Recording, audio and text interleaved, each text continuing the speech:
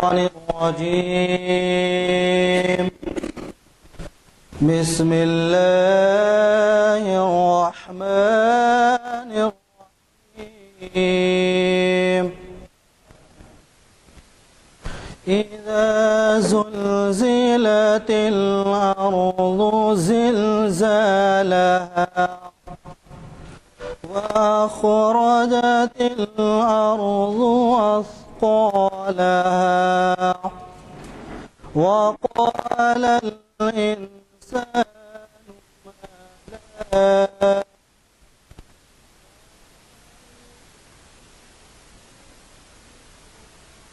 أخبرها بأن ربك أوحى لها يومئذ يصدر الناس أشتاتا ليروا أعمالهم فمن يعمل مثقال ذرة خيرا يره ومن يعمل مثقال ذرة شرا يره صدق الله العظيم.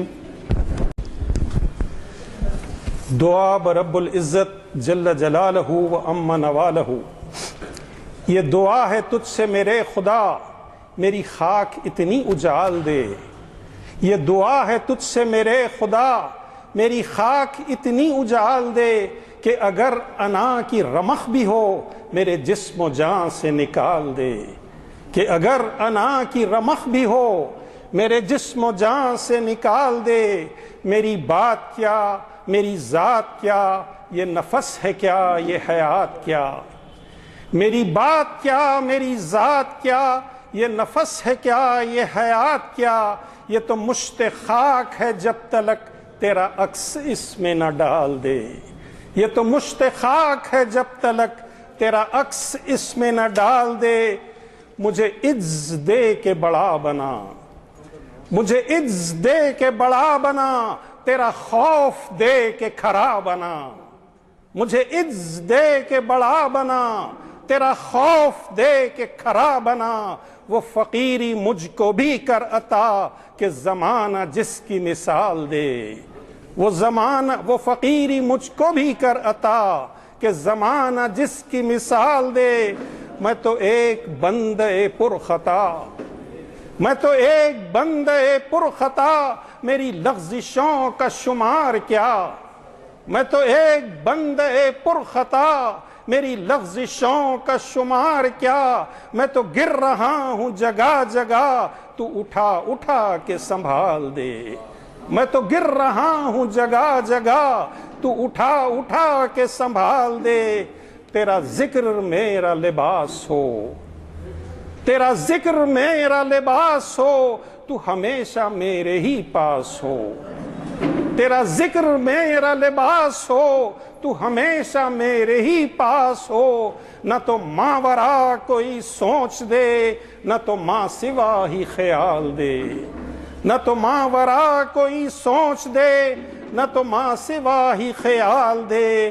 کبھی اتنا سوز دروں بڑھا کبھی اتنا سوز دروں بڑھا کبھی اتنا جوش جنوں بڑھا کہ تجھی سے تجھ کو ہی مانگ لوں وہ طلب وہ ظرف سوال دے.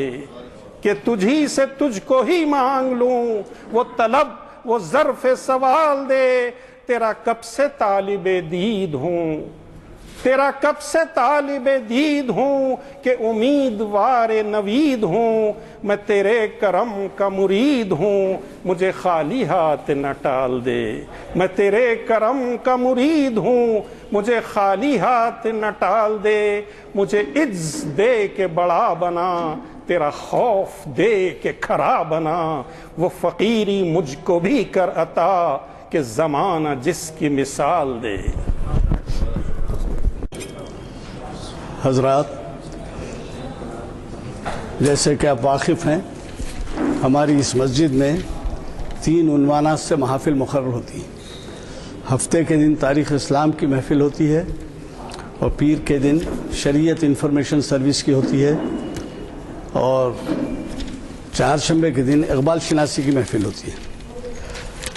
اللہ تعالیٰ کا شکر ہے کہ تاریخ اسلام کی آج 530ویں نشست ہے۔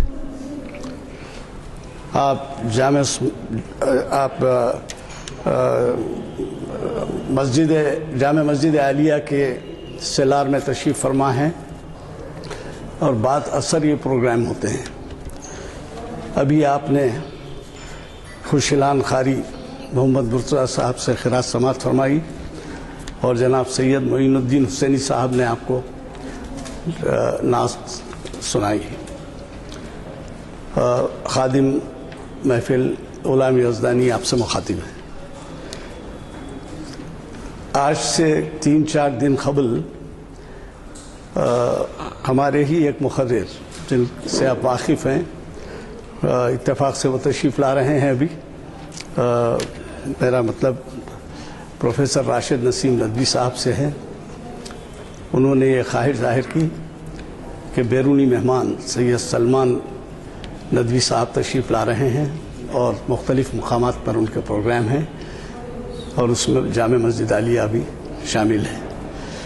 تو میں نے ضرور وعدہ کیا کہ ہم برابر اس سے استفادہ کریں گے۔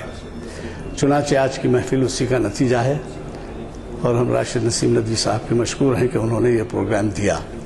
ممکن ہو مولانا ٹریفک وغیرہ کی وجہ سے، آپ کو تو معلوم ہے ٹریفک کا حال آج کل، تو وہ ٹریفک کی وجہ سے شاید کچھ تاخیر ہو رہی ہو۔ بیرونی مہمان ہیں، قدر تاخو فرمائیں۔ اگر بیچ میں مغرب کی نماز آ جائے تو اس کے بعد معلوم نہیں مغرب کے بعد کہیں اور ہے کیا پروگرام، بیٹھ سکیں گے، تو تھوڑا سا آپ کو برداشت کرنا ہوگا۔ تاخیر اگر ہو جائے تو جیسے کہ آپ واقف ہیں، پروفیسر عالم دین سید سلیمان ندوی صاحب ہندوستان میں بہت بڑا اہم مقام رکھتے ہیں۔ ان کے نواسے ہیں، یہ ان کے صاحبزادے ہیں، نہیں امتیاز صاحب کریکٹ کرے مجھے، میں بیٹے ہی بولا، تو بیٹے ہیں، اور یہ پروفیسر ہیں ڈربن یونیورسٹی میں۔ تو مجھے یقین ہے کہ آپ ہم سب استفادہ کریں گے۔ ان کے 1 منٹ میں جی ہاں، میں پرسوں بیٹے بول کے اعلان کیا تو بسم اللہ الرحمن الرحیم وبہ نستعین والصلاة والسلام علی سید المرسلین وعلی آلہ واصحابہ اجمعین، اما بعد۔ بزرگوں اور دوستو، یوں ہی خطاب میں قدر تاخیر ہو چکی ہے۔ میں آپ اور مقرر کے درمیان مزید حائل رہوں یہ مناسب نہیں۔ میں 1-2 منٹ میں انشاءاللہ مقرر کا تعارف اور موضوع کے سلسلے میں کچھ باتیں عرض کروں گا۔ آج کا موضوع ہے حضور اکرم صلی اللہ علیہ وسلم کی سیرت، وہ سیرت جو ہمارے لیے آئیڈیل ہے، وہ سیرت جو ہمارے لیے اسوہ ہے، اس سیرت سے واقفیت کس قدر ناگزیر ہے، اور آپ صلی اللہ علیہ وسلم کی پیروی اور حضور اکرم صلی اللہ علیہ وسلم کی کامل اطاعت عصر حاضر کے پریشان حال انسان کے لیے کس قدر ضروری ہے، انشاءاللہ اسی تسلسل میں بات ہوگی۔ اور صاحب خطاب ہیں پروفیسر ڈاکٹر مولانا سید سلمان ندوی صاحب مدد اللہ العلی۔ پروفیسر سلمان ندوی صاحب ہندوستان کے جو نامور سیرت نگار حضرت علامہ سید سلیمان ندوی رحمۃ اللہ علیہ گزرے ہیں، جو علامہ شبلی نعمانی رحمۃ اللہ علیہ کے شاگرد رشید ہیں، اور سیرت النبی جو 7 جلدوں میں ضخیم کتاب بازار میں اویلیبل ہے، آپ نے دیکھی ہوگی۔ اس کتاب کے تقریباً دوسری جلد نصف اخیر سے اختتام تک کے وہ مصنف ہیں۔ 20 دیگر اور اہم کتابوں کے علامہ سید سلیمان ندوی رحمۃ اللہ علیہ مصنف ہے، جن میں ایک ایسی کتاب ہے جس کو اللہ تعالیٰ نے بڑی مقبولیت عنایت فرمائی، اور وہ ہے رحمت عالم۔ مدارس میں ابتدائی اسکولس میں وہ ہمیشہ پڑھائی گئی، اور سید صاحب کے جو مدراس کے خطبات ہیں آپ صلی اللہ علیہ وسلم کی سیرت پر، وہ معرکۃ الآراء ہے، خطبات مدراس کے نام سے، انگلش میں دا آئیڈیل پروفٹ کے نام سے، اور عربی میں الرسالہ المحمدیہ کے نام سے بہت معروف ہیں۔ اگر آپ نے اس کا مطالعہ کیا ہوگا تو آپ کو اندازہ ہوگا کہ علامہ سلیمان ندوی رحمۃ اللہ علیہ کی شخصیت کیسی شخصیت تھی۔ حضرت العلامہ سید سلیمان ندوی رحمۃ اللہ علیہ کے ایک ہی فرزند ڈاکٹر پروفیسر مولانا سید سلمان ندوی ہیں، جنہوں نے ندوے سے تعلیمی سفر شروع کیا اور شکاگو کی یونیورسٹی سے آپ نے حضرت عبداللہ ابن زبیر اور مسئلہ خلافت پر ریسرچ کیا، پی ایچ ڈی کی ڈگری حاصل کی، اور ڈربن یونیورسٹی میں جو شعبہ اسلامیات ہے اس شعبہ اسلامیات کی داغ بیل بھی آپ نے ڈالی، آپ ہی نے اس کو ڈیزائن کیا اور آپ ہی کے ہاتھوں اس کی تشکیل ہوئی، اور وہیں سے آپ پروفیسر کی حیثیت سے ریٹائرڈ ہوئے۔ عالم اسلام کے بہت بڑے اسکالر ہیں اور سیرت کا بڑا گہرا مطالعہ ہے۔ جب مولانا کی آمد کی اطلاع ہوئی تو میں نے ایڈوکیٹ صاحب سے درخواست کی تھی کہ آپ مہمان سے ان کے خیالات سے استفادہ کریں۔ میں شکر گزار ہوں ایڈوکیٹ صاحب کا کہ انہوں نے آج کی اس مجلس کو سجایا، اور انشاءاللہ آپ پروفیسر ڈاکٹر مولانا سید سلمان صاحب ندوی مدد اللہ العالی سے ان کے خیالات سے مستفید ہوں گے، اور سیرت کے سلسلے میں انشاءاللہ اہم اور ضروری پہلو ہمارے سامنے آئیں گے۔ راشد نماز مغرب کے بجے 45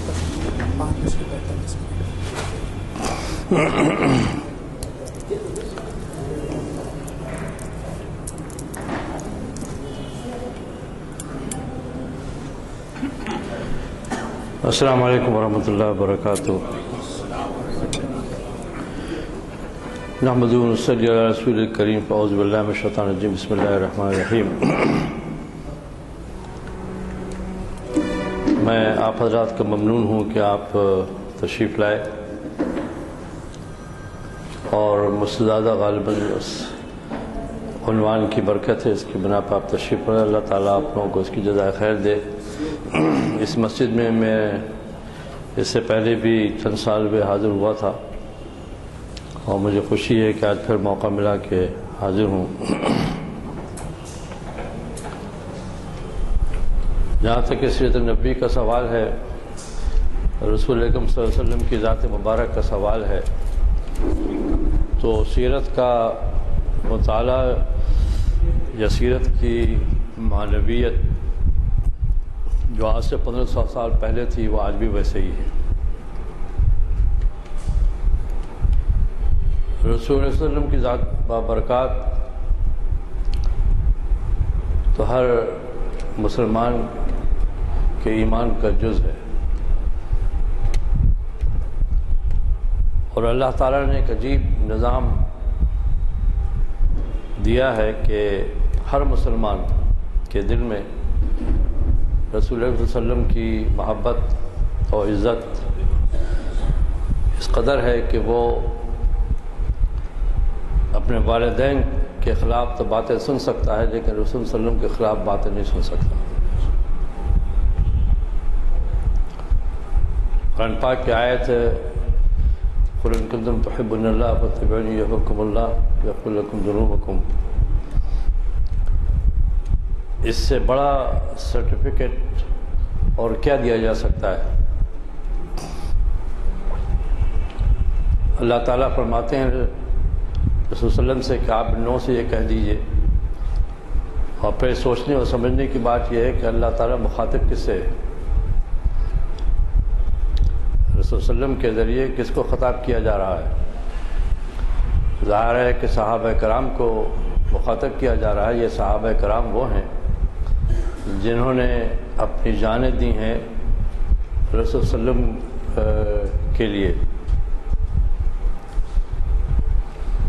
اور اس لیے یہ بات سمجھنے کی ضرورت ہے کہ اللہ تعالیٰ فرماتے ہیں رسول صلی اللہ علیہ وسلم سے کہ آپ ان سے یہ کہہ دیجیے کہ اگر تم کو اللہ سے محبت کا دعویٰ ہے کہ تم تحبون اللہ، اگر اللہ کو تم سے محبت کرتے ہو تو اس کے ثبوت دینا ہوگا، اور ثبوت یہ ہے کہ تم میری پیروی کرو، میری اطاعت کرو، فتبعونی،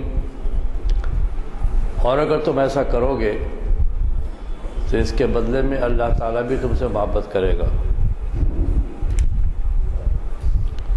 اللہ تعالیٰ کا نظم قرآن پاک میں یہ ہے، عام طور سے دیکھیے گا اللہ تعالیٰ کی صفت جہاں رحیم ہے، رحمت کی ہے، وہیں اللہ تعالیٰ کی صفت ایک عدل بھی ہے، اور تیسری صفت جو ہے وہ فضل کی ہے۔ عدل کا تقاضا تو پورا ہو گیا جب اللہ تعالیٰ نے یہ کہا کہ اگر تم کو رسول صلی اللہ علیہ وسلم سے محبت کا دعویٰ ہے تو تم ہماری اطاعت کرو، ہماری اتباع کرو، اللہ بھی تمہیں چاہے گا اور تمہیں محبت کرے گا۔ یہ تو عدل کا تقاضا تھا۔ اس پر مزید انعام یہ دیا کہ اللہ تعالیٰ تمہارے گناہوں کے بھی بخش دے گا۔ تو گناہوں کا بخشنا جو ہے یہ ان کا یہ فضل ہے، یہ عدل سے آگے بڑھ جاتا ہے معاملہ اس کا۔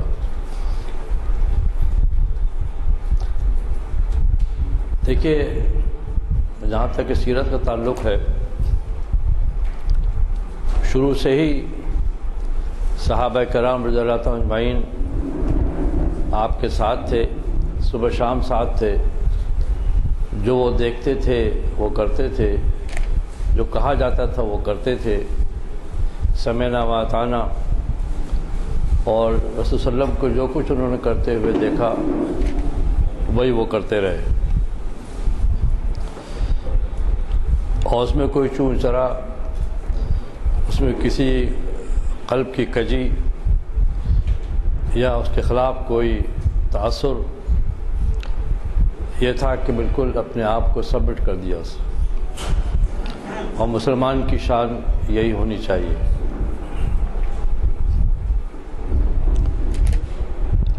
قرآن پاک اور سیرت ایک دوسرے سے جدا نہیں ہو سکتے۔ قرآن پاک میں بھی لوگوں نے کتابیں بھی لکھی ہیں اس سلسلے میں، قرآن ہی کے ذریعے صرف قرآن کی طرف محدود کر کے ایسے بھی لوگوں نے کتابیں لکھی ہیں، اردو میں بھی لکھی گئی ہیں۔ اس لیے قرآن پاک میں رسول صلی اللہ علیہ وسلم کی حیات کے سلسلے میں جب واقعات پیش آئے ہیں ان کا ذکر کیا ہے قرآن نے۔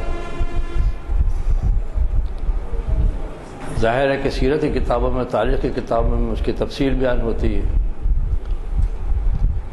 لیکن یہ کہ بہرحال رسول صلی اللہ علیہ وسلم کی پوری زندگی میں جو اہم واقعات گزرے ہیں اس کا ذکر قرآن پاک کرتا ہے۔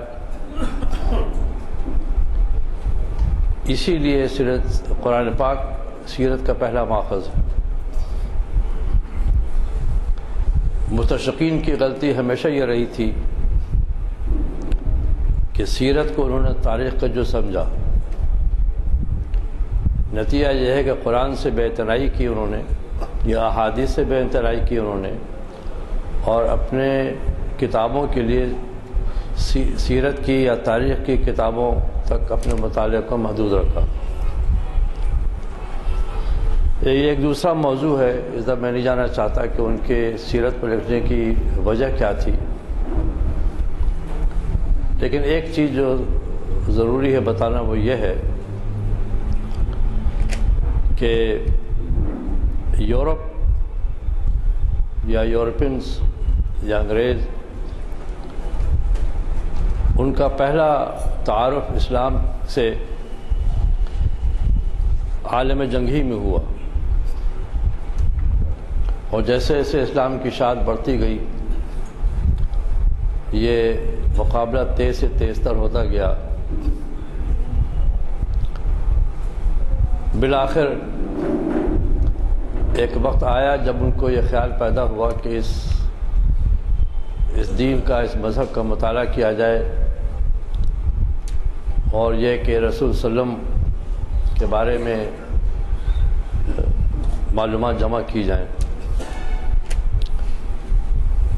انہوں نے یہ زہر پھیلانے کی کوشش کی کہ رسول اللہ صلی اللہ علیہ وسلم دراصل اسلام کو قائم کرنے والے اور اس کی بنیاد رکھنے والے ہیں، وہ اس کے فاؤنڈر ہیں۔ جس طرح یورپ نے دوسرے مذاہب کے ساتھ کیا، اسلام کے ساتھ بھی انہوں نے کرنا چاہا کہ ہر مذہب کا جو ان کا اپنی اصطلاح تھی، اپنا نام تھا، اس کو بدلنے کی کوشش کی، اور اس کے لیے محمدن کا لفظ انہوں نے استعمال کیا۔ اس پر کتابیں لکھی گئیں، محمدنزم نام دیا گیا اسلام کا، جس کو مسلمانوں نے کبھی قبول نہیں کیا۔ انگریزوں کی جب ہندوستان میں آمد ہوئی، اس کے رعب میں کچھ لوگ مسلمانوں میں یہ نام آیا، لیکن فوراً ہی اس کی اصلاح بھی ہو گئی، اس لیے کہ مسلمانوں نے کبھی اس اصطلاح کو قبول نہیں کیا۔ نتیجہ یہ ہوا کہ یورپ میں خود ان مستشرقین نے جو ہم محمدنزم کے نام ہی سے کتاب لکھی تھی، وہ اس بات وہ مجبور ہوئے کہ ان کی کتاب کا ٹائٹل بدل کر اسلام ہو جائے۔ تو جہاں تک کہ رسول صلی اللہ علیہ وسلم کی ذات بابرکت کا تعلق ہے، اس تو مسلمانوں کے دین و ایمان کا جز ہے، اور اس سے انکار کسی شخص کو بھی، کسی مسلمان کو بھی اسلام سے باہر کر سکتا ہے۔ ایک آخری چیز سمجھنے کی اس سلسلے میں یہ ہے کہ جو 3 بیسک جز ہیں، بنیاد ہیں، سب سے پہلی توحید، اس کے بعد رسالت نبوت، اس میں رسول اکرم صلی اللہ علیہ وسلم کے خاتم النبیین، اور تیسری چیز جو ہے وہ آخرت میں جواب دہی کا احساس، قیامت کا اقرار۔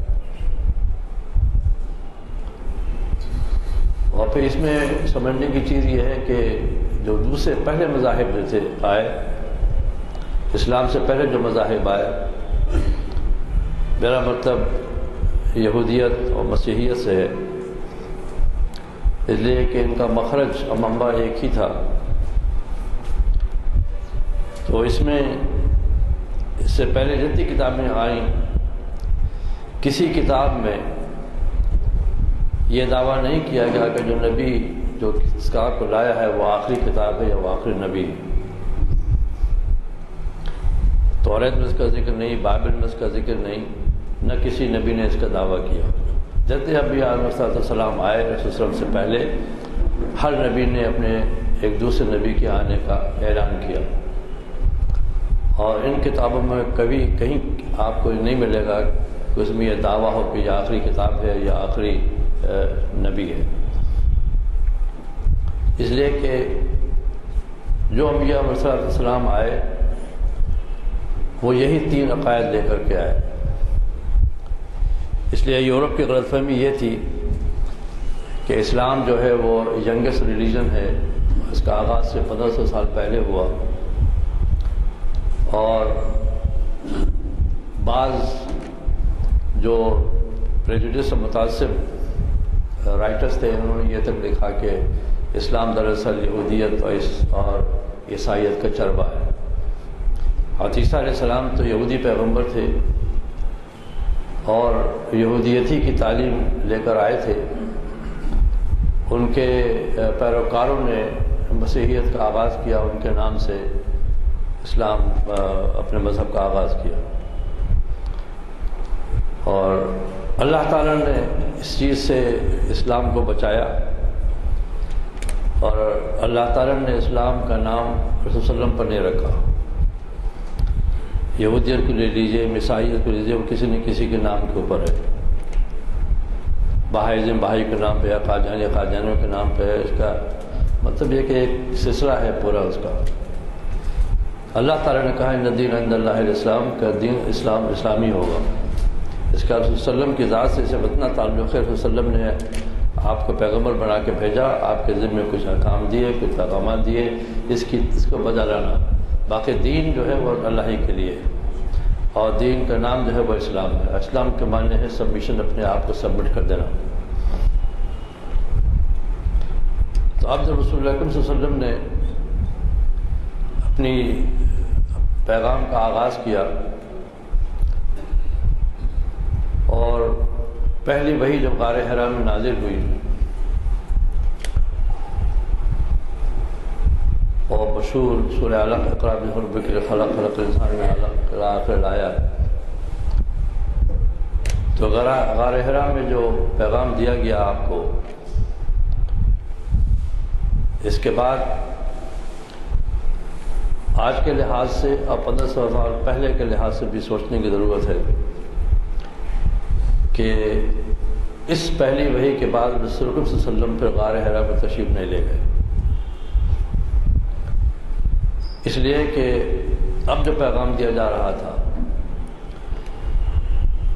اس پیغام کا تقاضا یہ تھا کہ اب غاروں کا مسئلہ نہیں ہے، اب جو جنگ جاری ہے، اب جو کشاکش جاری ہے اور اب جو مہم جاری ہے وہ اب سڑکوں میں ہوگی، بازاروں میں ہوگی، گھروں میں ہوگی، میدانوں میں ہوگی، ہر کھلی جگہ پہ ہوگی، ہر بند جگہ پہ ہوگی۔ اس لیے غار حرا کا مرحلہ تو گزر چکا، اب جب غار حرا کا مرحلہ گزر چکا تو چاہے وہ آج کے مسلمان ہو یا کل کے مسلمان ہو یا پرسوں کے مسلمان ہو، ان کا سبق تو یہی ہے کہ اسلام اب گھر کی چہار دیواری میں محفوظ نہیں، بلکہ ہر اس جگہ ہے جہاں جہاں بھی اسلام کا پیغام پہنچے۔ رسول اللہ صلی اللہ علیہ وسلم کو جہاں اور ہدایت دی گئی کہ اسلام جب کوہ صفا میں آپ نے بلایا لوگوں کو اور پیغام دیا تو سوال یہ تھا کہ اس کی ابتدا کیسے کی جائے، کیا ہوگا۔ اللہ تعالیٰ نے سورہ مدثر نازل فرمائی اور جہاں جو ہدایات دیں اس میں آیت کا ٹکڑا یہ ہے وَلِرَبِّكَ فَاصْبِرْ، یعنی اپنے رب کے لیے تمہیں ثابت قدمی دکھانی ہوگی۔ مطلب یہ تھا، اللہ تعالیٰ یہ فرما رہے ہیں رسول صلی اللہ علیہ وسلم سے کہ اب جب تمہارے حوالے یہ کیا گیا ہے کہ جا کے اس پیغام کو عام کرو، پبلک میں جاؤ، تو اس میں مشکلات آئیں گی، اس میں مصائب آئیں گے، اس میں پریشانیاں آئیں گی، اس لیے اللہ کے لیے، اپنے رب کے لیے اس میں استقامت دکھانا اور اس کام کو چھوڑنا نہیں بلکہ کرتے جانا۔ اور جب جب قرآن پاک میں لفظ رب استعمال ہوتا ہے تو بڑا انڈیئرنگ جب ہوتا ہے، اس کے معنی بہت وسیع ہوتے ہیں۔ یہاں اللہ تعالیٰ للہ بھی کہہ سکتے تھے، لیکن اللہ تعالیٰ نے رب کا لفظ استعمال کیا جو ہے انڈیئرنگ ٹرم ہے، بہت ہی محبوب لفظ ہے۔ مطلب یہ تھا کہ اب جو صورتحال پیدا ہونے والی ہے اس میں تمہاری مخالفتیں بھی ہوں گی، دشمنی بھی ہوگی، اس لیے صبر کے معنی یہ ہیں کہ تم اس کام کو جو تمہیں پیغام جو دیا جا رہا ہے اس کو کرتے جاؤ، اس کو چھوڑنا نہیں۔ صبر کے یہی معنی ہیں۔ اسی لیے سورہ عصر میں جو آیتی ہے وتواصوا بالحق وتواصوا بالصبر، کہ تواصی بالحق یعنی اسلام کے پیغام کے لیے حقانیت ثابت کرنے کے لیے تمہیں صبر کرنا ہوگا، صبر دکھانا ہوگا۔ مطلب یہ کہ اس کام کو چھوڑنا نہیں ہوگا۔ اور اسی لیے رسول صلی اللہ علیہ وسلم نے اور نہ صحابہ کرام نے کبھی مصلحت اندیشی سے کام لیا اور نہ کمپرومائز کیا اور نہ صلح کی۔ آج کل کے زمانے میں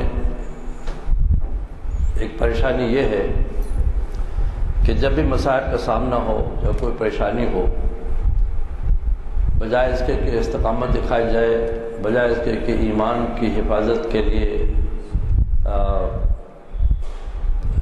محنت کی جائے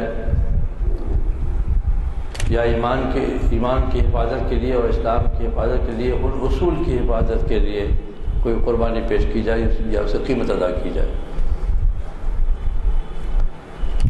اور رسول صلی اللہ علیہ وسلم کو بھی لالچ دی گئی، صحابہ کو بھی لالچ دی گئی۔ اگر آپ مصالحت کر لیتے تو کیا اسلام کا پیغام ہم تک پہنچ سکتا؟ اگر حضرت خباب نے، حضرت خبیب نے، حضرت صہیب نے اور اگر حضرت بلال نے مصالحت کر لی ہوتی تو کیا اسلام کا پیغام ہمارے تک پہنچتا؟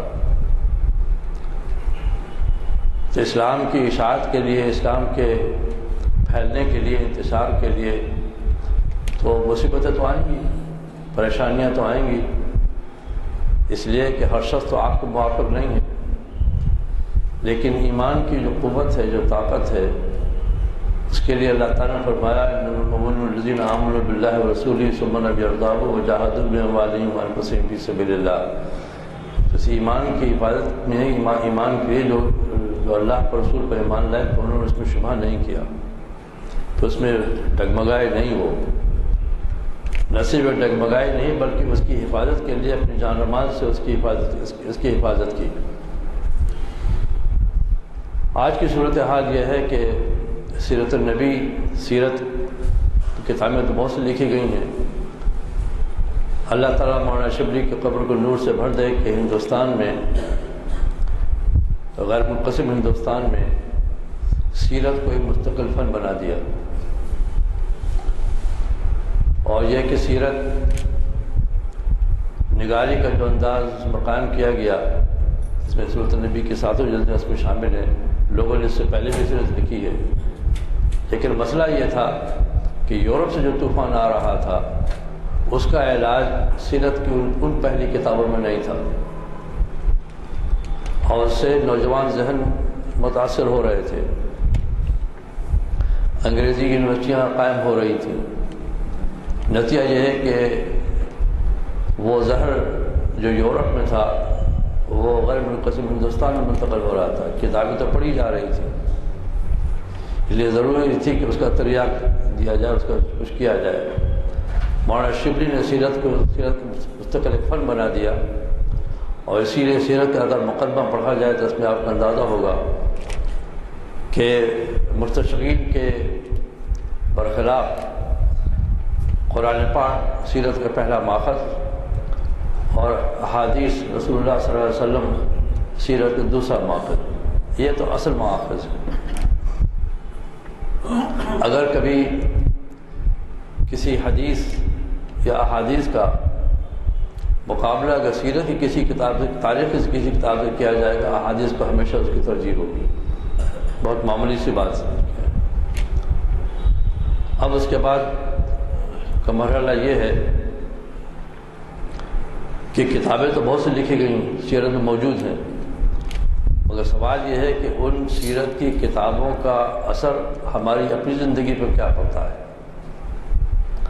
ہم مسلمان تو ہیں، ہم کلمہ شہادت بھی پڑھتے ہیں، کلمہ طیبہ بھی پڑھتے ہیں، رسول صلی اللہ علیہ وسلم پہ بھی ایمان رکھتے ہیں، قیامت پر بھی ایمان رکھتے ہیں، تو لیگلی قانونی طور سے تو ہم مسلمان ہیں، لیکن سوال یہ اٹھتا ہے کہ کیا ہم فکری طور سے بھی مسلمان ہیں یا نہیں، کیا ہم اسلام کو قابل عمل سمجھتے ہیں یا نہیں، رسول اللہ صلی اللہ علیہ وسلم کی حیات طیبہ کو ہم قابل عمل سمجھتے ہیں یا نہیں، یہ ایک دوسرا مسئلہ ہے۔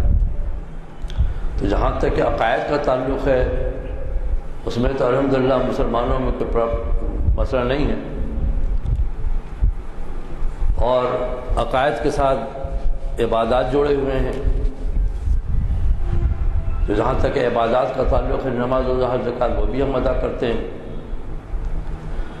تو رسول صلی اللہ علیہ وسلم نے جس طرح سے نماز پڑھی اس طرح سے ہم نماز پڑھ رہے ہیں، جس طرح سے آپ نے روزہ رکھا ہم روزہ رکھ رہے ہیں، جو جو کام وہ کرتے تھے، جس طرح سے کرتے تھے، جس طرح ہدایت دی جاتی تھی وہ سب کی جاتی ہے۔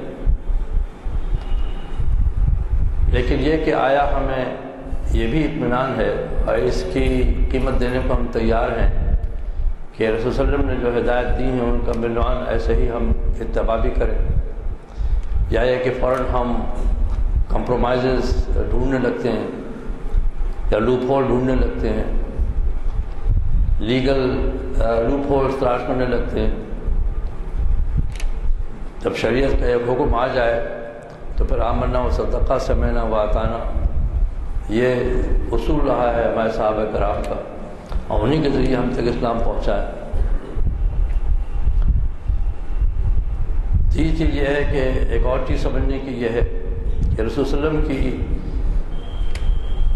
اللہ تعالیٰ نے فرمایا ہے کہ آپ کے ہم سب کے لیے اسوہ حسنہ ہے، نمونہ ہے، صحابہ کرام کے بھی نمونہ تھا، اور اسی تسلسل کے ساتھ ہمارے ساتھ بھی نمونہ ہے. اور جب آپ نمونہ کسی کو بناتے ہیں، کسی کو بھی بنائیں آپ، اگر اصول کی بات یہ ہے کہ دیکھا جائے کہ آیا جس کو نمونہ بنایا جا رہا ہے وہ کوئی فکٹیشس مصنوعی شخصیت تو نہیں ہے، اس کی کوئی تاریخ ہے، کوئی وجود ہے یا کیا ہے. اسی لیے جو لوگ فلمیں دیکھتے ہیں اور فلم میں جو اداکاری ہوتی ہے مومنٹریلی اس لمحے کے طور پر تو اس کو دیکھ لیتے سمجھ لیتے ہیں، مگر اس کا دیر پا اثر نہیں رہتا، اس لیے کہ ان کو معلوم ہے کہ کیا ہے. اس لیے اگر آپ سب سے قریب تر زمانہ جو ہے ہمارا وہ حضرت عیسیٰ علیہ السلام کا ہے، مسیحیت کا ہے، ان کے بارے میں ہمیں کتنی چیزوں کا علم ہے. اگر تاریخ کی باتیں مان لی جائیں کہ 33 سال آپ کے گزرے تو آخر 3 سال 4 سال کے بارے میں اطلاعات ملتی ہیں، مگر اس سے پہلے کی جو سیریں اس پہ تو کچھ پتہ نہیں چلتا. یہ اور بھی دوسرے انبیاء علیہ السلام ہیں، یہاں تک کہ ہمارے اپنے زمانے میں بھی جو مفکرین یورپ میں گزرے ہیں ان کے بارے میں کتنا علم ہے. یونیورسٹیز میں انگلش لینگویج میں شیکسپیئر کا نام بہت آتا ہے، شیکسپیئر کے بارے میں کتنی چیزیں ہمیں معلوم ہیں. اگر آپ یورپ میں جائیں، انگلینڈ میں جائیں تو ان کا گھر تو ہے، دکھا دیں گے، مگر اس کے بارے میں معلوم کیا ہے. اس میں خلاف رسول اللہ صلی اللہ علیہ وسلم کی اگر آپ زندگی دیکھیں، دوسری عمل کریں، آپ کہاں پیدا ہوئے، آپ کے والدین کون تھا، آپ کے بچے کہاں تھے، کہاں آپ کی پیدائش ہوئی، کہاں آپ کا انتقال ہوا، کیسے کس نے کیا کیا. صحابہ کرام کی پوری فوج موجود ہے، آپ کو یہ معلوم کرنے کی ضرورت نہیں. اسی چیز اصحاب الشمس ہے. پھر اگر آپ نمونہ کسی کو بنائیں گے تو دیکھا جائے گا کہ اس کی اپنی زندگی کیسی ہے، اس کے تعلقات کس قسم کے ہیں، ماں باپ سے کیسے تعلقات ہیں، بڑوں سے کیسے تعلقات ہیں، چھوٹے سے کیسے تعلقات ہیں، پڑوسی سے کیسے تعلقات ہیں، اور اجنبیوں سے کیسے تعلقات ہیں. تو بازار میں اس کی کیا شکل ہے، گھر کے اندر اس کی کیا شکل ہے، جانوروں کے ساتھ اس کا کیا برتاؤ ہے، مہمانوں کے ساتھ کیا برتاؤ ہے، دوستوں کے ساتھ کیا برتاؤ ہے. یہی سب چیزیں ہوتی ہیں جس سے نمونہ ملتا ہے. اگر یہ نمونہ مکمل نہ ہو تو نمونہ بھی نہیں ہو سکتا. پھر کیسے نمونہ بنے گا اس کے بعد؟ اور پھر یہ کہ اس کے بعد بھی یہ کہ آپ کی شخصیت جو تھی صرف نبی کی شخصیت تو نہیں تھی، نبوت کے ساتھ اور بھی دوسرے پہلو وابستہ تھے اس سے. اور اسی لیے یورپ رائٹرز نے، یورپین مصنفین نے رسول صلی اللہ علیہ وسلم کو 2 حصوں میں تقسیم کر دیا کہ ذات گرامی کو. ایک تو وہ ذات ہے جو رسول صلی اللہ علیہ وسلم کی ذات ہے، رسول صلی اللہ علیہ وسلم مکہ مکرمہ میں، اور دوسرا پہلو وہ ہے جو مدینہ منورہ میں ہے. یورپ نے یہ سمجھا کہ رسول اللہ صلی اللہ علیہ وسلم جب تک مکہ مکرمہ میں تھے تو وہ تو نبی وقت تھے، لیکن مدینہ منورہ جانے کے بعد نبوت دب گئی اور سلطنت، ستوت اور ہیڈ آف دی اسٹیٹ شپ آ گئی، ہیڈ شپ آ گئی. تو ان کی غلط فہمی ہے، اس لیے کہ جہاں تک نبی کا تعلق ہے وہ تو آخر تک رہی. قرآن وہاں بھی اتر رہا تھا، مکہ میں اتر رہا تھا، مدینہ میں بھی اتر رہا تھا، کوئی ایسی بات نہیں تھی. اس لیے کہ وجہ یہ تھی کہ یورپ کی کوشش یہ تھی کہ مسلمانوں کے اس ایمان پر زد لگائی جائے، اور اسی کی کوشش کی جا رہی تھی. بہت سے یورپین رائٹرز نے لکھا ہے کہ اگر ان کو اسلام سے جدا کرنا ہے تو ان کو قرآن سے اور رسول سے جدا کر دو، خود بخود ختم ہو جائے گا واقعہ. اور آج جو کوشش ہو رہی ہے اس میں یہ بھی یہی چیز کار فرما ہے. آج بہت سی تحریکیں اٹھ رہی ہیں، آج بھی یورپ کا سامنا ہے، اور اس میں یہ تحریک خاصی چلی ہے. آپ نے سنا ہوگا، دیکھا بھی ہوگا، پڑھا بھی ہوگا کہ قرآن کی آیات کا ری انٹرپریٹیشن کیا جائے، قرآن کے احکامات کو ری انٹرپریٹ کیا جائے. تو قرآن کا ری انٹرپریٹیشن کیا مطلب ہے؟ کلمۃ الحق نرید بہ الباطل، کہ ایک حق بات کہہ کے اس کے باطل مراد لی جائے. قرآن نے جو چیلنج اس عربوں کو دیا تھا وہ چیلنج آج بھی موجود ہے۔ اللہ تعالیٰ کا احسان ہے یہ کہ ہماری وحی کی زبان محفوظ ہے، اگلی کتابوں کی وحی کی زبان محفوظ نہیں ہے۔ بائبل اور تورات کی زبان کا آج تک پتہ نہیں چل رہا ہے کہ ابھی تک جھگڑا چل رہا ہے کہ وہ کیا ہے، اور وہ ترجمہ ہے، ترجمے پہ جھگڑا ہے۔ پھر کس کی بائبل قبول کی جائے؟ پروٹسٹنٹ کو قبول کی جائے، کیتھولک کو قبول کی جائے، یہوہ وٹنس کو قبول کی جائے، کس کی قبول کی جائے؟ اینگلیکن چرچ کی قبول کی جائے۔ پھر اگر افریقہ میں چلے جائیں تو وہاں ڈچ ریفارم چرچ ہے، ان کی بائبل قبول کی جائے۔ تو بائبل کا آج تک کوئی حافظ نہیں بنا، بنے گا بھی کیسے؟ اس لیے کیتھولک کی بائبل الگ ہے، پروٹسٹنٹ کی بائبل الگ ہے، کیسے بنے گا؟ لیکن قرآن پاک کے حافظ آپ کو بہت مل جائیں گے۔ اور چونکہ وہی کی زبان محفوظ ہے، اس لیے رسول اکرم صلی اللہ علیہ وسلم کے بارے میں جو ہمیں اطلاعات ملتی ہیں قرآن سے، وہ ہمیں صاف صاف ملتی ہیں۔ اور تحقیق ہوتی ہے کہ چونکہ اپنے دل بھی چور ہوتا ہے کہ ہم قرآن کی ان آیات کی تشریح بدلنا چاہتے ہیں، اور یہ جو زہر انگریزی یونیورسٹیوں سے آتا ہے، اس لیے جو ذہن وہاں بنتا ہے وہ ذہن سیکولر بنتا ہے، اور مغربی اقدار ہر چیز کو ہم مغربی اقدار کے عینک سے دیکھتے ہیں، جو ویلیو سسٹم ہے ان کا ہم اس کو اس نظر سے دیکھتے ہیں۔ ہم کبھی اس کو سوچنے کو تیار نہیں ہوتے کہ آخر یورپ کے اسلام سے کیا قد ہے، کیا پریشانی ہے، ان کو دوسرے مذاہب سے کیوں پریشانی نہیں ہوتی؟ سکھوں سے پریشانی نہیں، ہندوؤں سے پریشانی نہیں، عیسائیوں سے پریشانی نہیں کسی پر۔ یورپ میں ایک مستقل تحریک چلی ہوئی ہے مکالمہ بین المذاہب کی، کہ ایک دوسرے سے مکالمہ کیا جائے۔ مکالمہ بین المذاہب تو بیوقوفی کی بات ہے کہ سمجھ میں نہیں آتی مکالمہ بین المذاہب کیسے ہو سکتا ہے۔ مکالمہ بین متبعین المذاہب تو ہو سکتا ہے، مذاہب کے متبعین ہیں ان کے درمیان تو مکالمہ ہو سکتا ہے، تو مذاہب کے درمیان کیسے مکالمہ ہوگا؟ یہ بھی ایک چیز ہے۔ آج یورپ کی ایک ترکیب یہ ہے کہ جو بھی اصطلاح ہو اس اصطلاح کو بدل دیا جائے، اس اصطلاح کو بدل دینے سے جو اس کا جو ٹنج ہے وہ نکل جاتا ہے، جو زہر ہے وہ نکل جاتا ہے، ہم اسے قبول کر لیتے ہیں۔ اور سب سے پہلے زد اسی میں پڑتی، پراسٹیٹیوٹ کو پراسٹیٹیوٹ نہ کہا جائے، ان کو سیکس ورکر کہا جائے، اصطلاح بدل دی گئی۔ بیئر کو حرام نہ کہا جائے، اس کے طرح حلال بیئر کر دیجیے، وہ حلال ہو جائے گی۔ تو ایک ہے برائی، ایک ہے برائی کی نفرت۔ اس برائی کی نفرت کو اگر دور کر دیا جائے تو پھر برائی زیادہ دور نہیں رہتی۔ اور اس لیے جو اصطلاحات وہاں سے آتی ہیں تو سوچنے کی ضرورت ہے کہ آخر اسلام ہی سے کیا ان کو پریشانی ہے، کچھ تو پریشانی ہوگی۔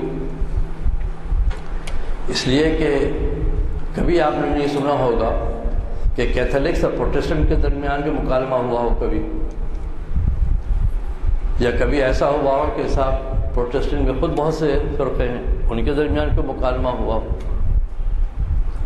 اس کی وجہ یہ ہے کہ اسلامی ایک ایسا مذہب ہے جو یورپ کے ان قدروں کو جس پہ وہ رائج ہیں قدم قدم پہ چیلنج کرتا ہے، تو مصالحت کیسے ہوگی؟ اس کی وجہ یہ ہے کہ عیسائیت کا کوئی عیسائی قانون نہیں ہے، ان کا کوئی لیگل فریم ورک نہیں ہے، ان کے یہاں حلال و حرام کا مسئلہ نہیں ہے، ان کے یہاں جو اولڈ ٹیسٹمنٹ ہے، جو نامہ عتیق ہے، اس کا مورل فورس تو ہے، لیگل فورس نہیں ہے۔ یہودیوں کے ہاں تو ہے، جو کنزرویٹو یہودی ہیں ان کے لیے احکام عشرہ جو ہیں وہ لیگل فورس رکھتے ہیں، اور عیسائیوں کے ہاں وہ لیگل فورس نہیں، قبول کر لیتے ہیں۔ ہمارے ہاں کا مطلب بالکل دوسرا ہے۔ دیکھ رسول صلی اللہ علیہ وسلم جب تشریف لائے تو نہ صرف اس میں عقائد کا مسئلہ تھا، عبادات کا مسئلہ تھا، اس میں معاملات کا مسئلہ تھا، اس میں اخلاق کا مسئلہ تھا۔ رسول اللہ صلی اللہ علیہ وسلم نے نہ صرف یہ کہ عقائد کی بات کی، عبادات کی بات کی، ساتھ ہی ساتھ معاملات اور اخلاق کی بھی بات کی۔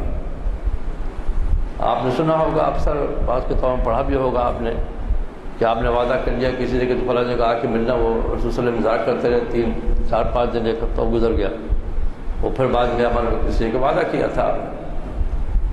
تو رسول صلی اللہ علیہ وسلم کی سیرت کا ایک مسئلہ یہ ہے کہ آج کل میں عام بات کہہ رہا ہوں، میرا اشارہ کسی طرف نہیں ہے، مطلب ہمارے ذہن کیسے بدل گئے ہیں وہ سوچنے کی ضرورت، دیکھنے کی ضرورت ہے۔ دوڑ پیچھے کی طرف ہے، گردش ایام تو، اگر آپ کو رسول صلی اللہ علیہ وسلم سے محبت ہے اور اسلام پر کام کرنا چاہتے ہیں تو آپ کی پروگرس جو ہے، آپ کی ترقی جو ہے وہ اس میں ہے کہ آپ اتنا پیچھے جائیں کہ آپ رسول صلی اللہ علیہ وسلم سے آپ مل جائیں۔ آپ اگر کسی مسلمان سے آج آپ اصرار کریں کھانے کے لیے کسی چیز کے لیے، فلاں کہ کل ضرور آنا، کل ضرور آنا، آپ کہتے رہیں اور اس کے دل میں مطلب نہیں ہے کہ نہ آئے، آخر آپ سے جان چھڑا لے گا یہ کہتے ہوئے کہ انشاءاللہ آئیں گے۔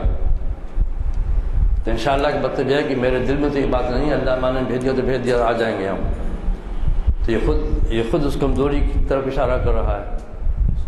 تو معاملات و اخلاق جو ہیں دراصل یہی چیز ہے۔ رسول صلی اللہ علیہ وسلم کے معاملات و اخلاق کیسے تھے، صحابہ کرام کے اخلاق کیسے تھے، صحابہ کرام کے معاملات کیسے تھے۔ اور اب سیرت کا جہاں تک تعلق ہے، اس کی بڑی بڑی تفصیلیں آ چکی ہیں۔ سیرت النبی کی اگر آپ کتابیں پڑھیں تو اس میں آپ کے معاملات، آپ کے اخلاق، آپ کے کردار، تمام چیزوں کا احاطہ کیا گیا ہے۔ اور اب ایک نئی قسم نہیں بلکہ ایک نئی برانچ، ایک نئی شاخ سیرت کی نکلی ہے جس پہ لوگوں نے کام بھی کیا ہے، فقہ سیرہ کے نام سے۔ اور ابھی حال میں کلامی سیرت کی بھی گفتگو آ رہی ہے۔ سب اسی لیے ہے کہ یہ ذہن یہ بتائے کہ رسول صلی اللہ علیہ وسلم کی بابرکات جو سوانح ہے، جو سیرت ہے، وہ عمل کے لیے ہے، صرف پڑھنے کے لیے نہیں۔ ٹھیک ہے، عمل میں بھول چوک ہو سکتی ہے، صحابہ کرام سے ہوتی تھی، میں نے قرآن کو پکڑتا ان کو۔ قرآن نے کئی جگہ اس کا ذکر کیا ہے، یا الذین آمنوا آمنوا باللہ ورسولہ۔ اللہ تعالیٰ مخاطب ہو رہے ہیں مومنین سے کہ اے ایمان والو، صحیح طریقے سے ایمان لاؤ اللہ پر، اس کے رسول پر۔ تو ایمان تو لائے ہوئے تھے، پھر کیوں کہہ رہا قرآن کے ایمان لاؤ صحیح معنی میں؟ جس سے معلوم یہ ہوا کہ اگر ایمان میں بھی کمزوری ہو رہی ہے تو اللہ تعالیٰ اس کی نشاندہی کر رہے ہیں۔ تو ہم بھی کہتے ہیں کہ ہم بھی مومن ہیں، ہم بھی رسول صلی اللہ علیہ وسلم پہ ایمان رکھتے ہیں۔ کارلائل ایک بہت مشہور مستشرق گزرا ہے، بلکہ یہ وہ مستشرق ہے جس کی کتاب نے مستشرقین کی کتابوں کا رخ بدل دیا۔ اس نے ایک جملہ لکھا ہے تقابل کرتے ہوئے عیسائیت سے، اور حضرت عیسیٰ علیہ السلام سے یہ تقابل کرتے ہوئے، فرق بیان کرتے ہوئے کہ جب حضرت عیسیٰ علیہ السلام پر جب مصیبت کا وقت آیا، جب پکڑے گئے، تو اس وقت ان کے حواریوں نے ان کو پہچاننے سے انکار کر دیا۔ اس کے برخلاف اس نے لکھا کہ رسول صلی اللہ علیہ وسلم پر جب یہ وقت آیا تو صحابہ نے اپنی جانیں دے کر ان کی حفاظت کی۔ اگر آپ سیرت کی کتابیں اگر آپ پڑھیں، حضرت زبیر رضی اللہ عنہ کے جنگ بدر کے موقع پہ کیا حالت پیش آئی، جنگ احد کے موقع پہ یہ خبر اڑ گئی کہ رسول صلی اللہ علیہ وسلم نعوذ باللہ شہید ہو گئے، اور ایک انصاری خاتون کو یہ خبر ملی، وہ دیوانہ وار جنگ احد میدان احد کی طرف بڑھتی ہے، اس کو راستے میں طرح ملتی ہے کہ اس کا شوہر قتل ہو گیا، شہید ہو گیا۔ اس نے کہا رسول اللہ صلی اللہ علیہ وسلم کیسے ہیں؟ آگے بڑھتی ہے تو معلوم ہوتا ہے کہ سب کا بھائی بھی شہید ہو گیا۔ اس نے کہا انا للہ و راجعون، رسول صلی اللہ علیہ وسلم کیسے ہیں؟ باپ بھی گیا، اس نے کہا انا للہ و راجعون، رسول صلی اللہ علیہ وسلم کیسے ہیں؟ اس کو ان کی فکر تھی، اور جب چہرہ انور سامنے آیا تو چیخ پکار اٹھی، کل مصیبت جل یا رسول اللہ، آپ کا چہرہ دیکھنے کے بعد ساری مصیبتیں ہیش ہیں۔ یہ جان دے دے کر کے انہوں نے اپنے ایمان کی قیمت چکائی تھی۔ اور الحمدللہ کا بس کا اتنی صورت آج بھی ہے کہ مسلمان دیوانہ ہو جاتا ہے اگر رسول صلی اللہ علیہ وسلم کی سلیم بات کی جائے، لیکن صرف دیوانگی سے کام نہیں چلتا، محبت ثبوت چاہتی ہے۔ اسی لیے جو قرآن کی آیت میں نے پڑھی تھی کہ تم تحبون اللہ فاتبعونی یحببکم اللہ، اللہ تعالیٰ تم سے محبت کرے گا تو اس محبت کا ثبوت چاہیے۔ اسی لیے ایک حدیث ہے رسول صلی اللہ علیہ وسلم کی، لا یؤمن احدکم حتی اکون احب الیہ من والدہ وولدہ والناس اجمعین، کہ تم میں سے کسی کا ایمان اس وقت تک معتبر ہی نہیں ہے، قابل قبول ہی نہیں ہے، جب تک کہ میری محبت اس کے دل میں، اس کے والدین، اس کے بچوں اور تمام دنیا کو، والناس اجمعین، یہ نہیں کہ کسی چھوٹی والناس اجمعین، یہ تقاضا ہے رسول صلی اللہ علیہ وسلم کی سے اتباع کا. یہ سب سے پہلی چیز جو ہے رسول صلی اللہ علیہ وسلم سے محبت، اور اگر محبت ہے اس محبت کا ثبوت بھی چاہیے، اور اس محبت کا ثبوت ہمارے اعمال ہی میں ہو سکتا ہے. لیکن ہمارا مسئلہ یہ ہے کہ جب سخت وقت آتا ہے، کوئی پریشانی پیدا ہوتی ہے، شریعت کے سامنے آ جائے تو ہم فوراً تلاش کرنے لگتے ہیں کوئی شکل ایسی نکل سکتی ہے جس سے ہم اسے نکل سکیں. تو یہ ہماری ایمان کی کمزوری ہوتی ہے. اور اللہ تعالیٰ کا وعدہ نصرت کا کثرت کے ساتھ ہے، اقلیت کے ساتھ نہیں ہے. میجورٹی جو ہے، کثرت جو ہے وہ مسلمان ہونا چاہیے، وہ مومن ہونی چاہیے. اقلیت سے وعدہ نہیں ہے. اقلیت اگر خدا نہ خواستہ کوئی عذاب آئے تو اقلیت یوں ہی چلی جائے گی. وہ سیلاب یا آگ یا پریشانی جو آئے گی، زلزلہ اگر آئے گا تو گھر نہیں دیکھا گیا یہ کسی مولانا کا گھر ہے یا کسی مسلمان کا گھر ہے یا کسی غیر مسلم کا گھر ہے، وہ تو سب کو ساتھ لے جائے گا. لیکن اگر اکثریت ہو تو اللہ تعالیٰ کی نصرت آ سکتی ہے. اللہ تعالیٰ کی نصرت آئی ہے. طائف کے موقع پر، طائف کے جنگ کے موقع پر عجیب بات ایک بات بتانا چاہتا ہوں، سن لیجیے اس کو آپ، کہ بحیثیت نبی کے سب سے پہلا شہر جو رسول صلی اللہ علیہ وسلم جہاں تشریف لے گئے بحیثیت نبی کے، وہ طائف تھا. اس لیے آپ نے سوچا کہ وہاں اسلام کی اشاعت کا امکان شاید ہوگا. طائف میں جو کچھ ہوا وہ آپ کو معلوم ہے کیا ہوا.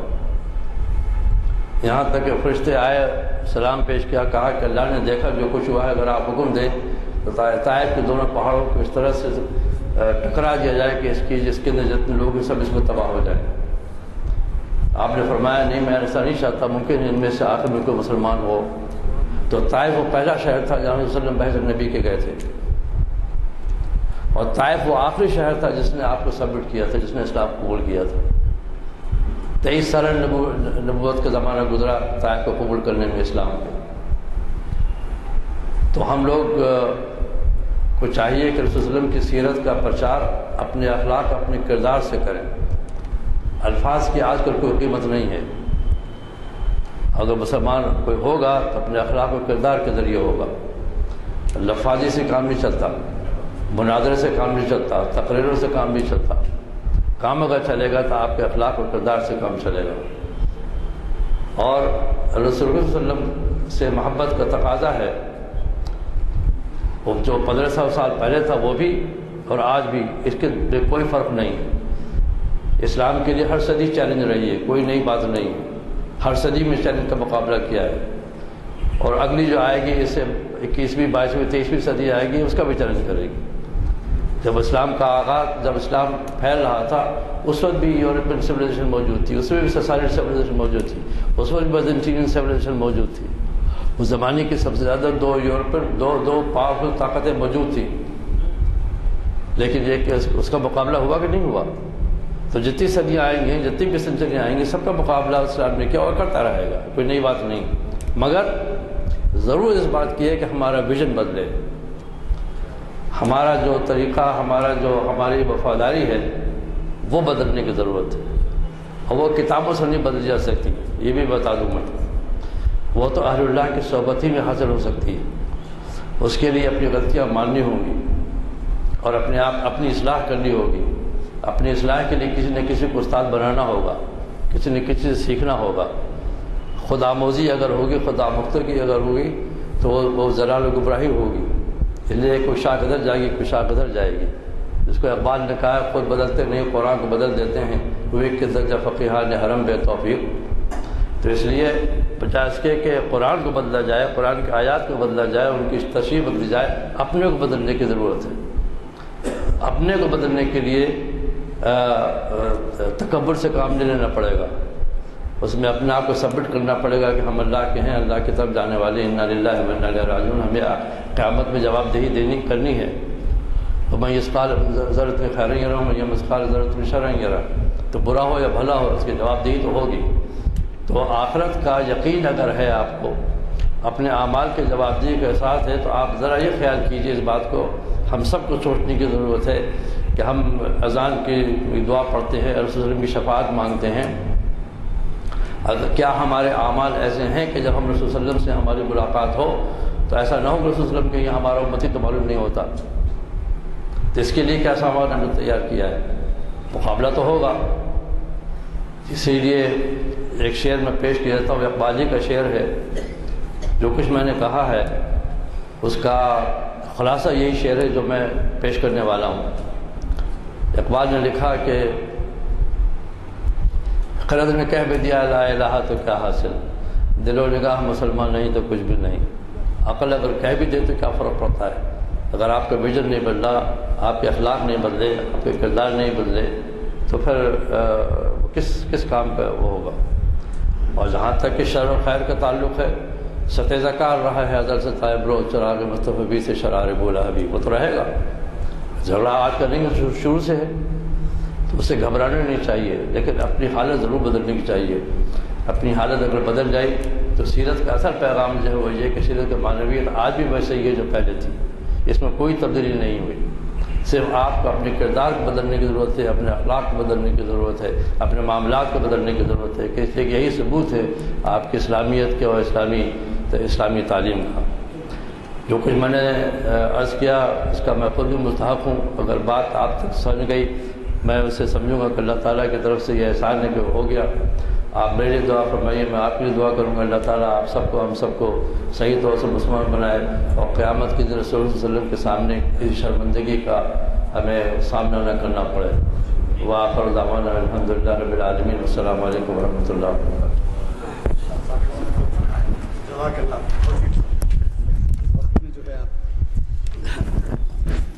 حضرات، آپ نے دیکھ لیا کہ مولانا نے دریا کو کوزے میں بند کیا ہے. ضرورت اس بات کی ہے کہ ان کے مشوروں پر عمل کیا جائے. میں یہاں اس لیے بھی حاضر ہوا ہوں کہ آپ کو توجہ دلاؤں کہ یہ محافل جو عبادت کا درجہ رکھتی ہیں اس میں شرکت کیجیے. منتظمین کی بھی ہمت افزائی ہوگی اور آپ کے علم میں اضافہ ہوگا. بات یہ ہے کہ آج کل پڑھائی کا دور نہیں ہے، پڑھنے میں بہت کم دلچسپی لیتے ہیں. ٹی وی اور کھیل کے اندر دلچسپی ہوتی ہے. نوجوان تو بے بہرا ہیں.